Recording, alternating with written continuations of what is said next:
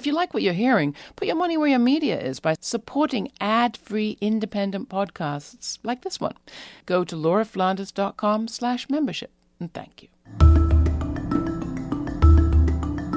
Hi, I'm Laura Flanders, and this is The Laura Flanders Show, the TV and radio program that seeks to raise radical spirits by interviewing forward-thinking people with real models of shifting power from the worlds of arts, entrepreneurship, and activism. Policing patriarchy or dismantling it? What is to be learned from women-led movements for human rights and justice over their many generations and iterations? For one thing, resistance, just like revisioning, has to be creative. Today we'll go to Detroit with Jane Fonda and Lily Tomlin of the hit series Grace and Frankie. They've been campaigning with restaurant workers to end abuse and win a fair wage. But first, I'll sit down with Eve Ensler of the Vagina Monologues, whose powerful new play, In the Body of the World, will bring health activists and peacemakers from all around the world to the Broadway stage when it opens at the Manhattan Theatre Club in February. That's all coming up on The Laura Flanders Show, the place where the people who say it can't be done take a back seat to the people who are doing it. Welcome. What does post-patriarchy look like?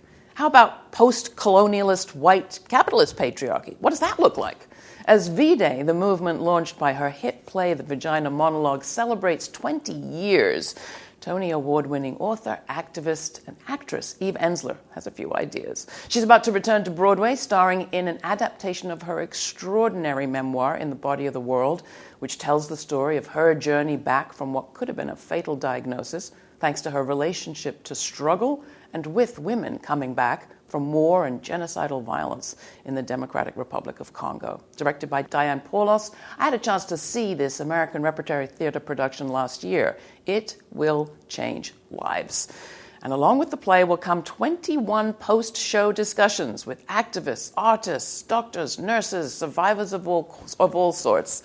It's just part of what Eve does.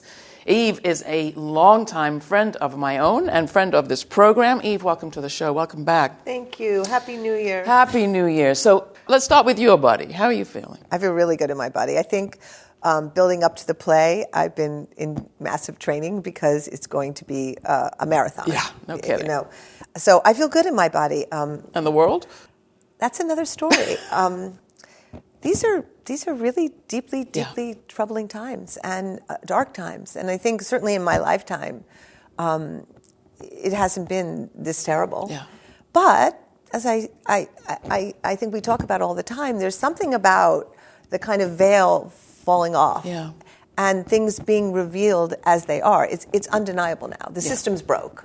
The government's broke. It has no relationship to the people anymore, as far as I can tell. I was on with Richard Wolff on his show, which is focused on capitalism. I was thinking one of the things capitalism does is create a society of alienation, alienation from ourselves, from each other, from our work, etc.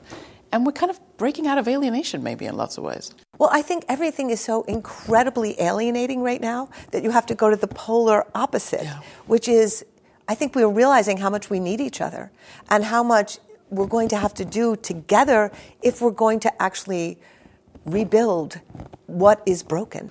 So let's start with the play, because we've got so much to talk about, but I don't want to undercut how important I think this play will be for audiences in New York. The book was super special.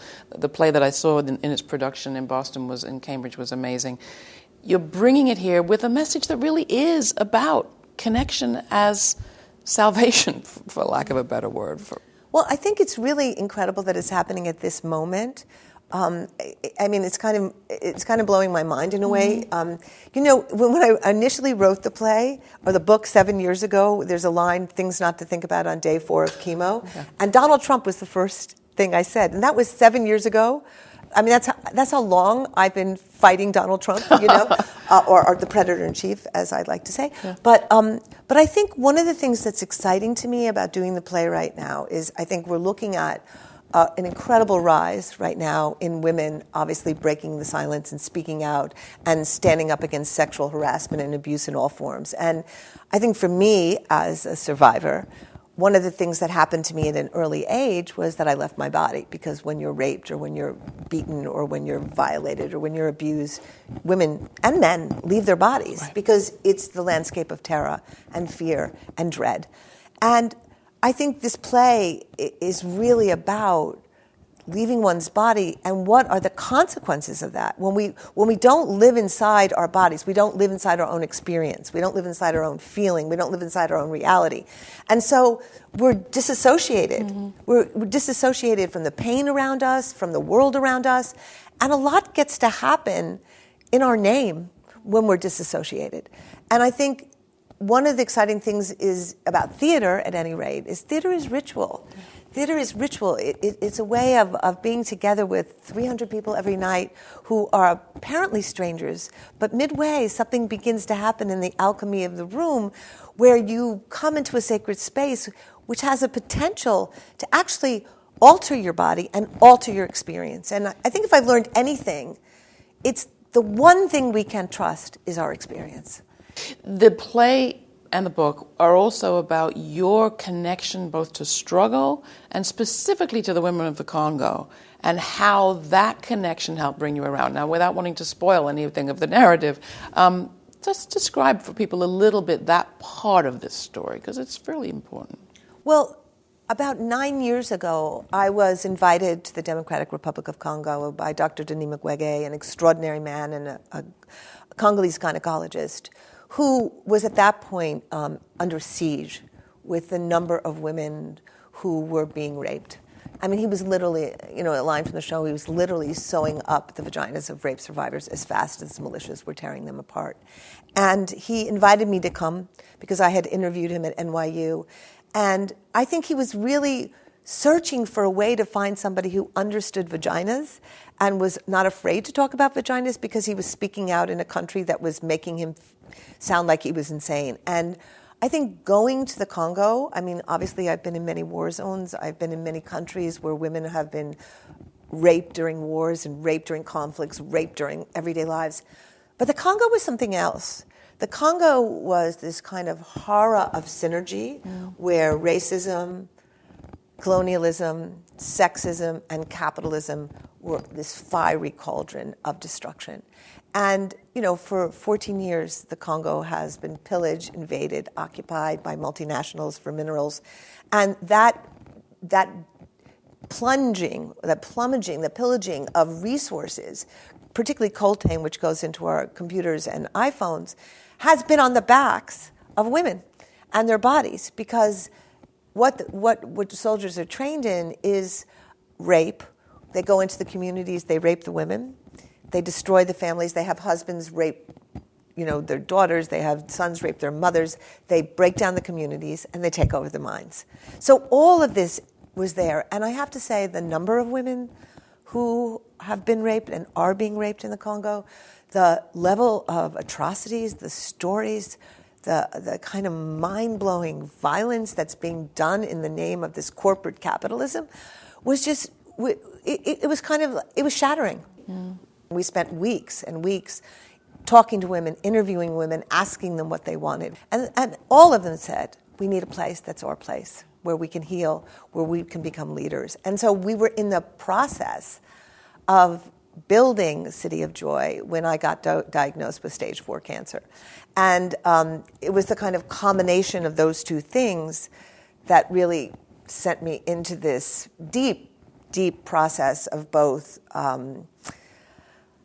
physical uprooting and this incredible process of transformation, and where I really did understand for the first time that my body is not separate from the body of the earth and the bodies of women all over this, that we're all part of this same story and this same live body.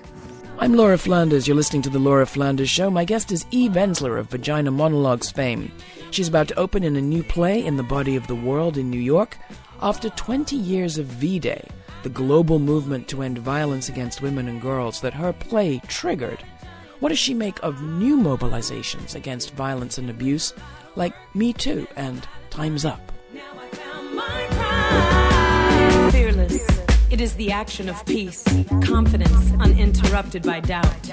It is walking boldly despite your shortcomings because you've owned them. It is loving yourself enough to accept failure as just one rainy day and keep it moving. Fearless. It is not the absence of fear, it is courage in its face.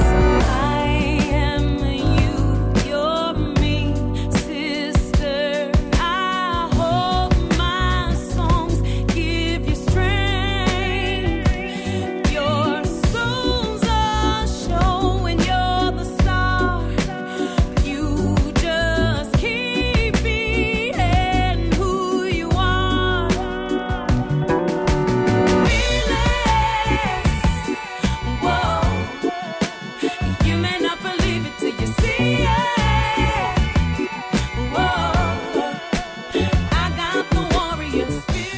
That's Fearless by Maya Azucena. Please take a moment to support this podcast by spreading the word on social media. Or if you want to get your creative juices flowing, how about writing us a review on iTunes? You can get more information at lauraflanders.com. Coming up later in the program, I go to Detroit to join Jane Fonda and Lily Tomlin, who months before Time's Up were working with the restaurant workers organization ROC to end abuse and secure a fair wage. But now back to Vagina Monologues author Eve Ensler. So have you been cheered by all this Me Too activism? Well, anytime anyone is breaking the silence and bringing the pain and the secrets and what's been festering for it is extraordinary. So, of course, it's an amazing moment. And I think what's amazing about it is to see all the pockets it's influencing, you know. I think having been doing this work for 20 years and working with women who've been doing this work even longer than I have and going back to, African-American women who kind of have led these movements, from Rosa Parks to Anita Hill to...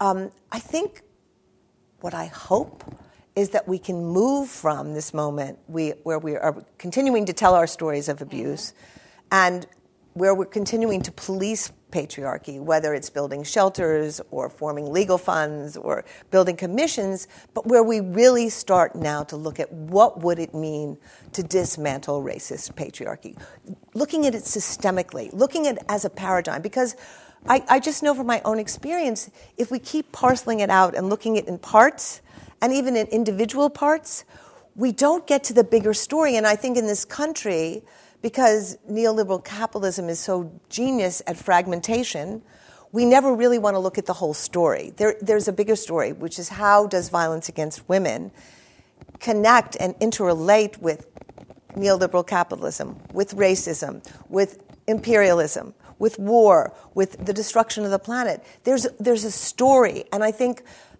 we really, in our movements now, have to open this story up so we look at all of the areas and how they interface with each other. In a way, that's what you've been doing with the 1 Billion Rising movement, in the sense that V-Day, which we're celebrating the 20 years, was rooted in the stories that you tell in the play Vagina Monologues and in the stories of the women who perform that play as part of that annual event and movement. 1 Billion Rising, which is now in its, sixth year, has taken on a different structural question, if you will, every year. Last year, 2017, it was women in the workplace. And you were part of bringing thousands of women to the Department of Labor in Washington, D.C., to great effect, I might say. Talk about that decision and how you see the differences, and is that a progression from V-Day to OBR? Well, I think one of the exciting things about OBR is that it's an international movement.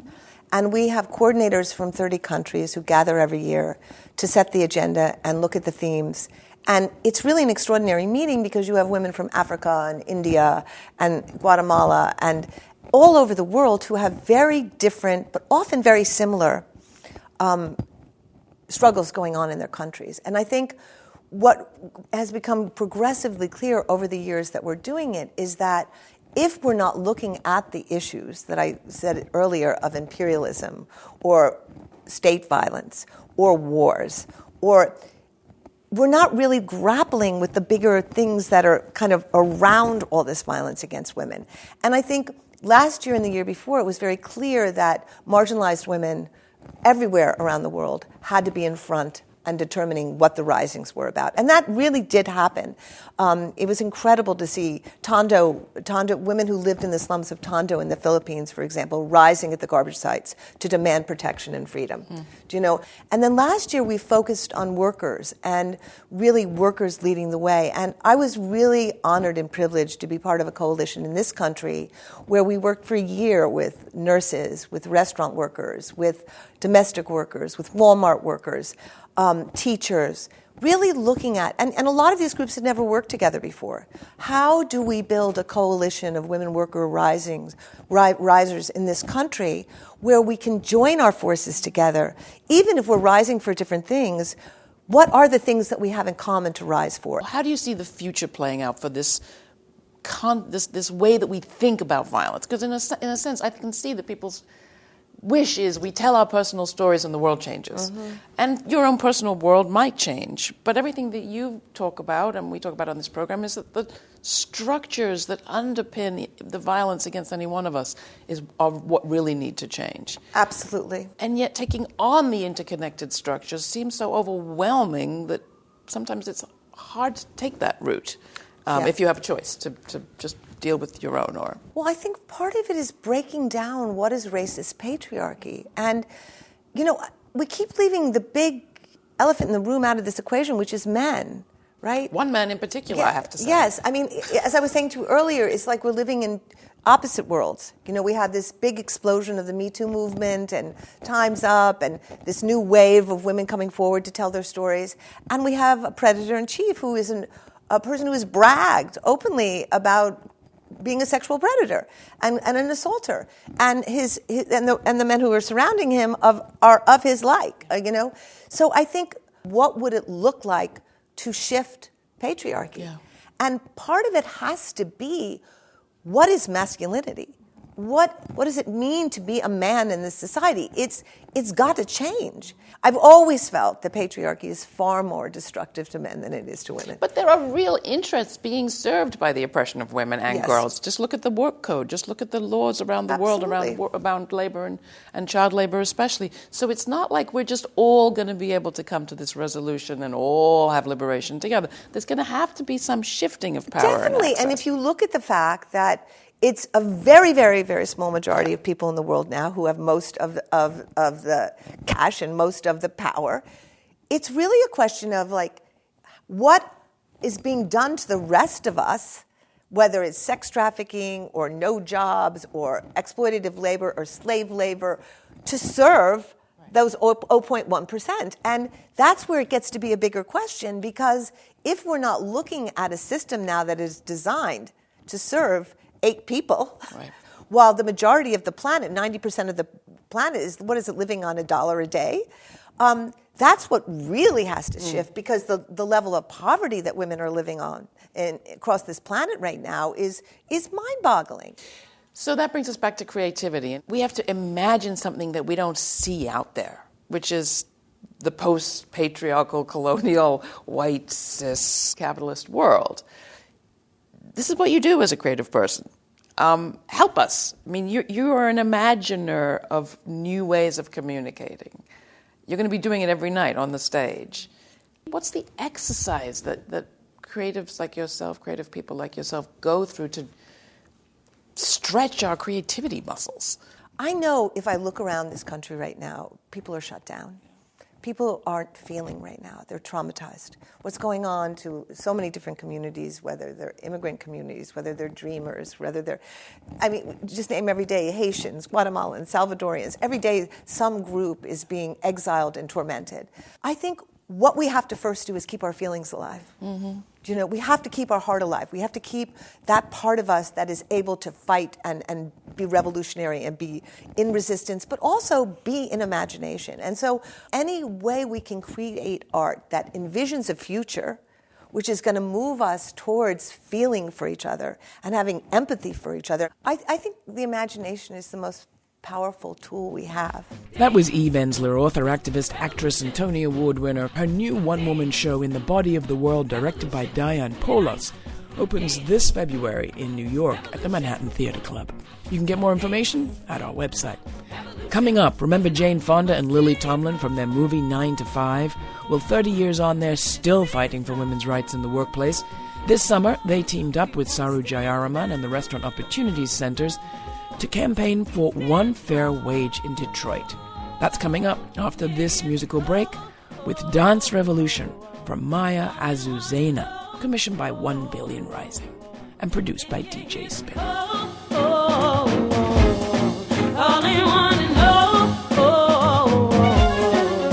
Come on, dance, revolution, dance, revolution, unite. Revolution, dance, revolution. Tonight we gotta light to give. Gotta light to live.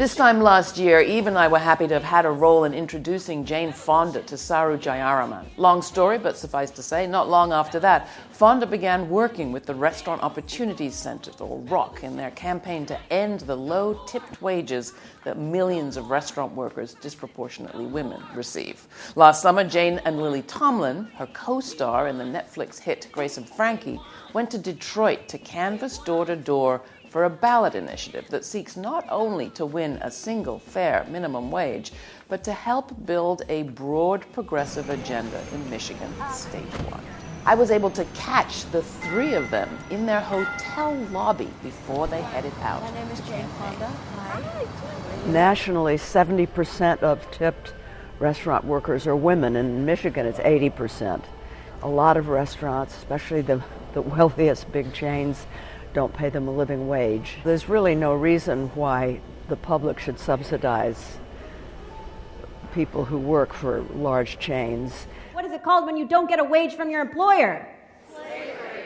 And actually, this is an actual legacy of slavery. So wealthy Americans who traveled to Europe and saw how the upper echelons did it, brought tipping back to this country, and people were outraged in America, and they said, there's no way we're going to do this, and refused to do it. And then after emancipation, they were persuaded to tip freed slaves since they were working for nothing. They had no hourly salary. They would pay them in tips. So we are calling for one fair wage. If Minnesota can do it, so can Michigan. We are trying to collect 350,000 signatures to get on the ballot in November 2018. It will raise the wage to $12, and over a period of years go from $3.38 for tipped workers to $12 an hour for everybody, tipped and non-tipped, with tips on top. It is such a dream come true to have Jane and Lily with us here.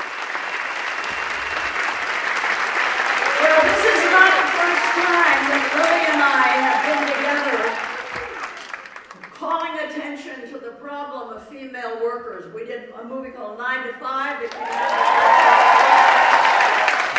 You grew up here.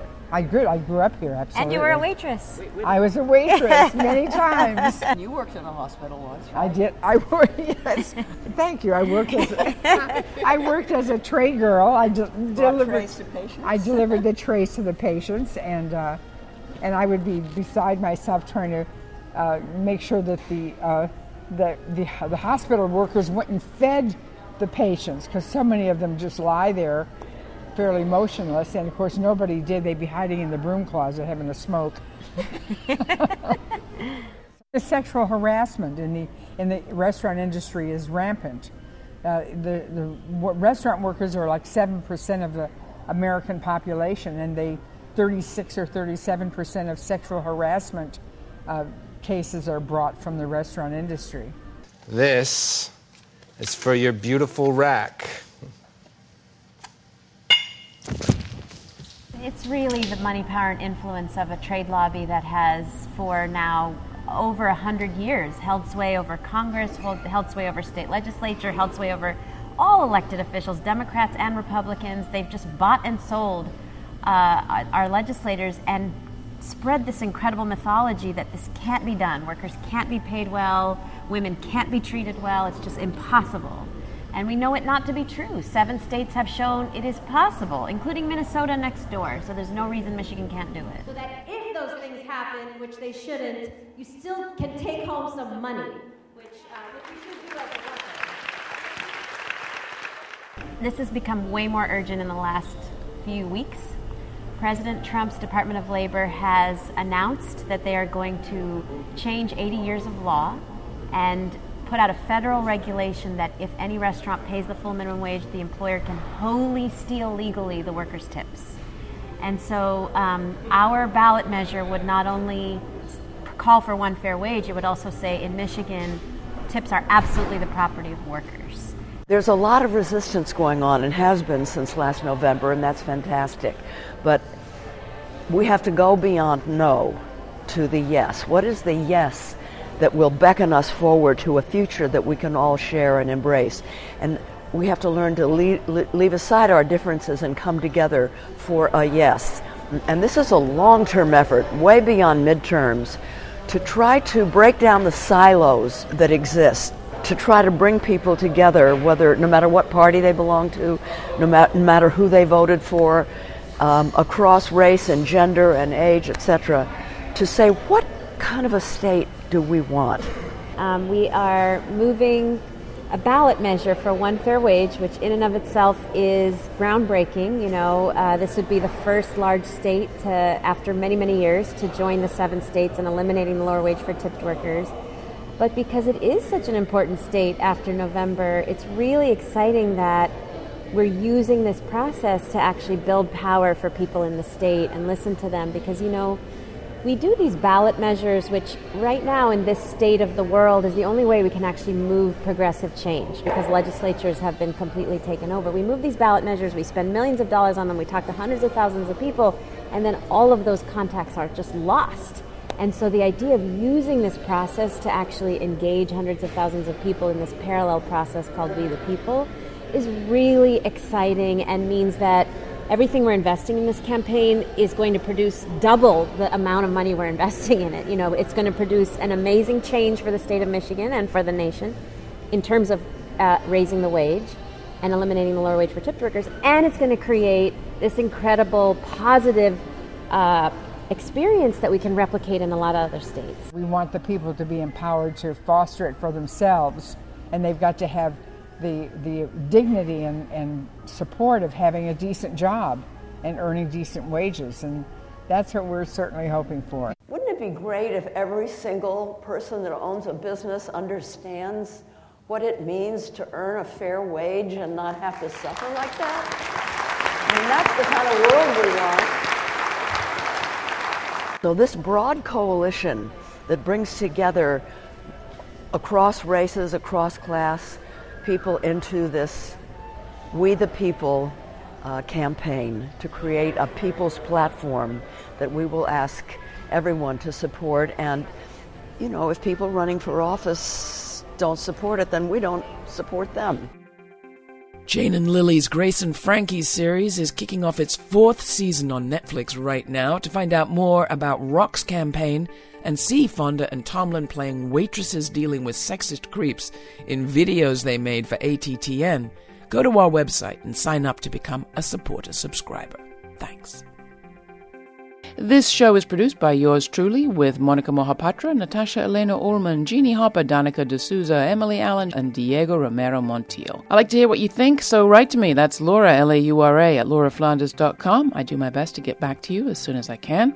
The program's made possible by the Novo Foundation and listeners like you. Become a member today. Thanks for your ongoing support. We couldn't do it without you. Stay kind, stay curious. Till the next time, I'm Laura Flanders.